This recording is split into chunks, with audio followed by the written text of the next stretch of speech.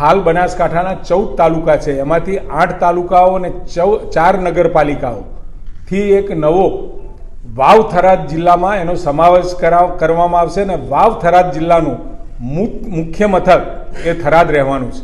વસ્તીને વધુ સુગમતાથી સરળતાથી વહીવટ મળી રહે, લોકોને આવવા જવામાં તકલીફ ના પડે એના માટે 2 જિલ્લામાં એનું વિભાજન કરવામાં આવ્યું છે.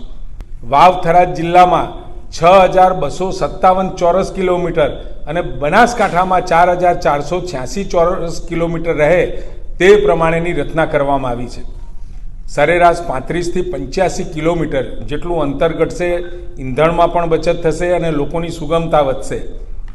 અને 2 નવા જિલ્લાઓ થતાં સરકાર તરફથી મળતું ભંડોળ ગ્રાન્ટમાં વધારો થશે, જેથી બનાસકાંઠાની જનતાને માળખાકીય અને માનવ વિકાસ સુવિધાઓ વધવાની છે. મહાનગરપાલિકાઓ નિર્ણય થયો હતો કે મહાનગરપાલિકાઓ બનાવવાની છે, એને આજે કેબિનેટે મંજૂરી આપી અને મંજૂરીના અર્થે ટૂંક સમયમાં કદાચ આજ અથવા તો કાલ એ નોટિફિકેશનની તૈયારીઓ કરી એ નોટિફિકેશન બહાર પાડવામાં આવશે, જેનાથી આવતા સમયની અંદર આ નવી મહાનગરપાલિકાઓ અસ્તિત્વમાં આવશે.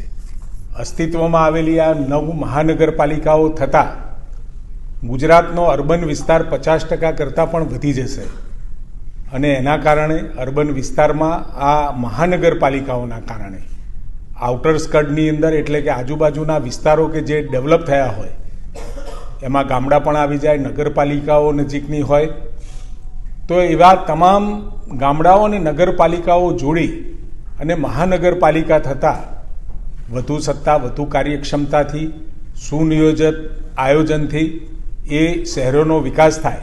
જ્યાં એકબીજાના વિકાસ એકદમ અડી ગયો હોય, ગામડાઓ સુધી પહોંચી ગયો હોય નજીકના ગામ, એવા તમામ ગામોને આવરી લઈ આ 9 મહાનગરપાલિકાઓ નક્કી કરવામાં આવી છે.